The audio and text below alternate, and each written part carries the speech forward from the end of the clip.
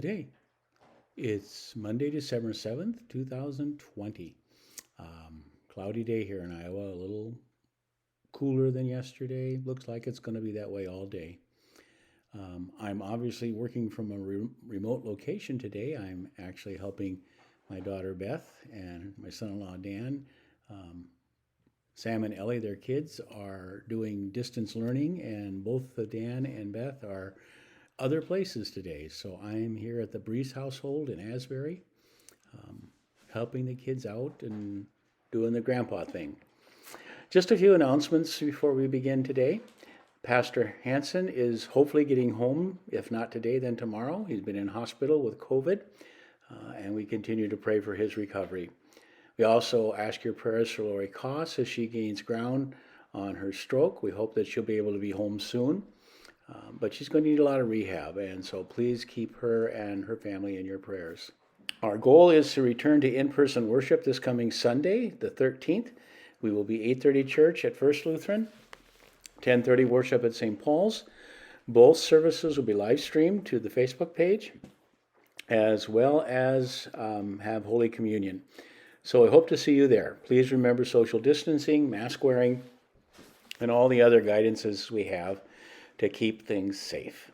Our church councils both meet this week. St. Paul's meets on Tuesday night at 7 o'clock, and First Lutherans meet on Thursday night at 7 o'clock. If you want to be zoomed into the council meeting, please let me know, and I will do that for you. We want you to keep all of our students and our teachers, both from preschool on up through college, in your prayers as they deal with class and learning and the pandemic. It is, to say the least, a bit of a challenge. And so do keep them in your prayers. I think those are the announcements I'm going to touch on today. I want to talk briefly today about St. Ambrose. Today is his feast day. St. Ambrose was the Bishop of Milan. He lived from the year 340 to 397 AD. And there were many things that he did during his life, but one of the main things he dealt with was the Arian controversy. Arius was a presbyter in the early church who taught that Jesus was a created being and not equal with God. That in and of itself is problematic, but the fact that a large number of bishops and priests and even the emperor at the time sided with Arius, it made it difficult for the Christians who were holding on to the Nicene faith. We confess that Jesus is the Son of God, that he is true God and true man, born of the Virgin Mary. And so when someone comes along and says that Jesus is only human or only created, that creates a problem. Because we believe in one God, three persons, Father, Son, and Holy Spirit, and in the unity of the Godhead. And that unity is not dissolvable, not separable, and no one person of the Trinity is created. They all are co-eternal. And that's an important thing for our faith. It doesn't necessarily mean that we have to understand it, but it does mean that it is the confession of the church, and anything that seeks to teach something that is not in keeping with our confessional faith is a heresy. A heresy is an error. And the difference between a simple error and a heresy is a simple error about God is a small matter. We all make them. We all make decisions and thoughts about God that aren't completely correct. And those are simple, forgivable things. A heresy, on the other hand, is an error that not only is repeated, but is knowingly repeated.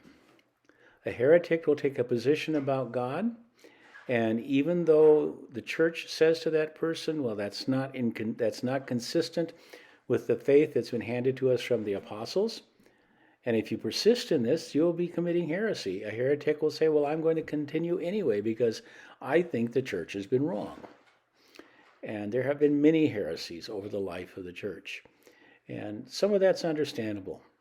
It's always a challenge to communicate from one generation to the next who God is and what he's done. And the challenge, of course, is to do so in a way that is faithful to the witness of the church that's been given to us. We don't get to make up Christianity each generation. We don't get to add new things to what was already there. We may be able to find better ways or newer ways to talk about the faith, to proclaim the faith, to live out the faith, but the fundamentals of Christianity are always there. The death and resurrection of Jesus, God who is three in one, the Holy Gospel and the sacraments, all of those are the same as they have been from the very beginning. And we don't want to mess with that, because it would be like giving somebody the wrong directions on a road trip.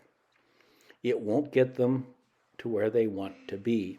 And giving people wrong information about God, about Jesus, will not get them where they need to be. God has given his Son for the salvation of the world. And if we teach anything that leads people away from that truth, we are leading them away from the God who sent his Son to suffer and die on the cross for them.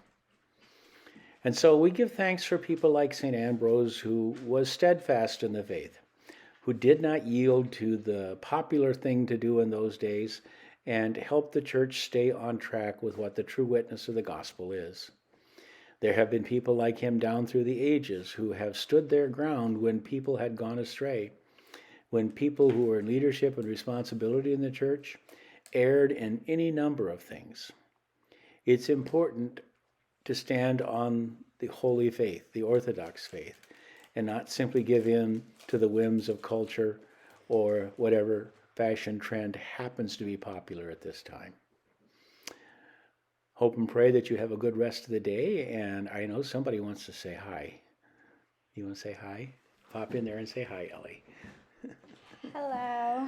You can get in a little more, honey. I want to say hi. This is my granddaughter, Ellie. That's my daughter, Beth's little girl. And there's Sam, her son. Hello, And everybody. they go to the Buke schools, and they're doing distance learning today, aren't you? Mm-hmm. So Papa's helping them about with that. predators. Yeah, they're doing their 30 minutes of reading. Okay, guys, thanks. Well, I hope and pray you have a good day. We will see you all again tomorrow. And until then, goodbye now.